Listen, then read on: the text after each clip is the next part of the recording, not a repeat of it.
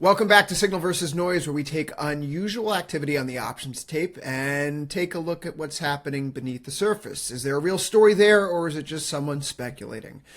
Today's setup is a clear split screen difference between two very different parts of the market here, Jermal. On one side, we have a $64 million bullish call in STM Microelectronics, a $26 billion European chip maker that's trying to nudge its way into the AI infrastructure story.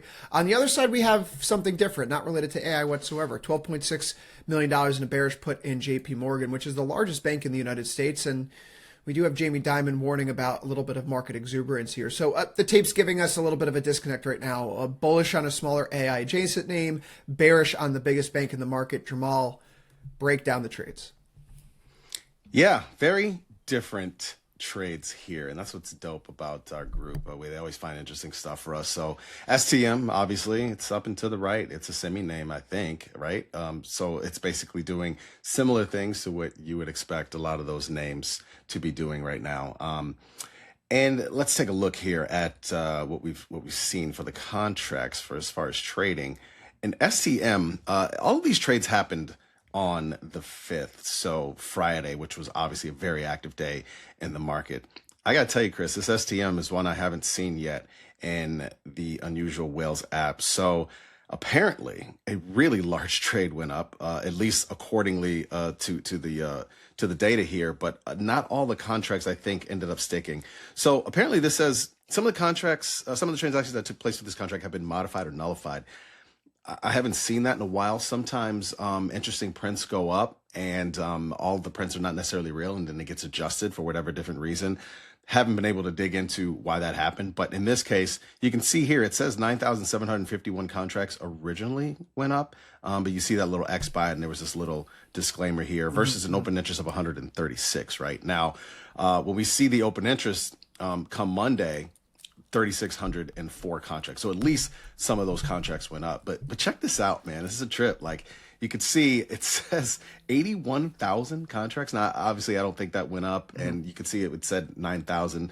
Clearly, this was what it was saying. This 81,000. This is not real. But nevertheless, you could see there was a large call buy in STM, and the name that's up and to the right, and it was October 16 expiration. So further out in time, and clearly somebody is looking further in this name and looking for this rally to maybe continue. So for those who think that Friday was the beginning of a bigger sell-off, this person clearly thinks a little bit differently in that situation. And then let's see, we have the JP Morgan trade. Now, that also was one where you can see they did the 285 puts. This was also done on the 5th, but this almost looks like a very layered trade. And they were at different times. At first, I thought maybe this was a put time spread where they were doing something in August versus July, but I think they were buying both of these, and at least that's what we have on record here. So sizable volume. You can see 9,000 contracts went up on the August 21 expiration on that 285 put line. You can see just about all of that stuck in the open interest following the next day. And then here, 20,000 went up in July, and pretty much all of that. I mean, look at the 14,000 open interest the day before, and then 34,000. So pretty much all of that stayed. So kind of interesting seeing some negative and bearish activity in that space when it's been fairly quiet in the financials. So I don't know if this is somebody sort of positioning maybe for earnings. Earnings are at least coming up in July. For the STM trade, not earnings. I mean, obviously it's October, and they're looking for this bullishness to continue in the space. No, I mean, STM is probably just an AI adjacent trade right now. I mean, it's a smaller company in the grand scheme of things. It is a $26 billion market cap right now.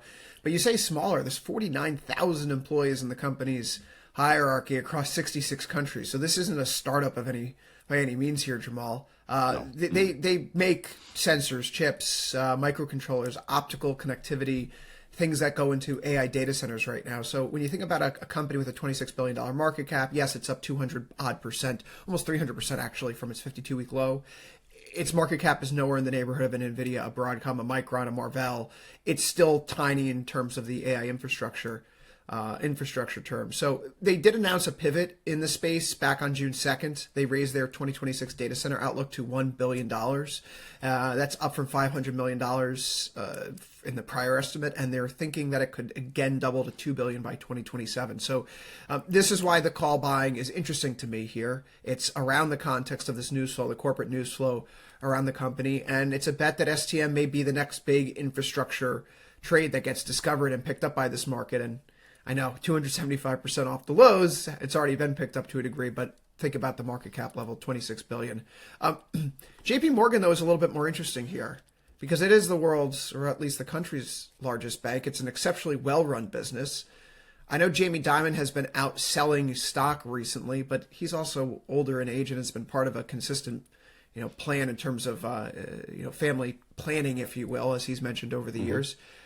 Do you find JP Morgan to be more about the macro with the potential for rate rises? And is that a setup that you'd be interested in taking?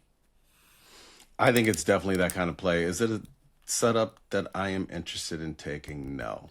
But betting on, look, JP Morgan's trading 312, betting on JP Morgan to be at 285. I mean, that's not impossible, but I just much rather play. That's a pretty sizable move to the downside. And if I'm going to play anything strongly to the downside like that, it would be possibly one of these semis that have run. That said, I'm in the camp of when you see a name like STM that's trading in the 70s and you see some of the moves that have happened in like Marvell more recently, right? Where it was, again, that's a sizable name and it caught a sizable bid. And so why wouldn't you play something like STM for a move to 100? That seems like a do to me. And again, risk defined. I mean, I think that's the idea. Now, again, they might have sold some stock against it. I mean, that's what bigger players do. You can buy those calls and sell some stock, and you don't care what kind of move it does. You just want it to move big. So that's possible. But again, we're noting that they bought these calls, and so they're playing for that big upside move that has yet to come. I'm interested in that kind of play. Yeah, and they're looking to identify the next winner in the AI trade that really hasn't been fully priced in by the market right there. The JP Morgan trade seems a bit more of a macro hedge. We talk about this trade coming across the board on Friday after the payrolls report. It feels something that's not specific to JPM itself, but more of a commentary on the broader state of the U.S. economy. So that's a little bit noisier to me here. But Jermal, let's ask the chat. What do you think? Are the STM and JP Morgan trades bull signal, both noids, or one of each? Let us know in the comments below. This, of course, has been another episode of Signal versus Noise.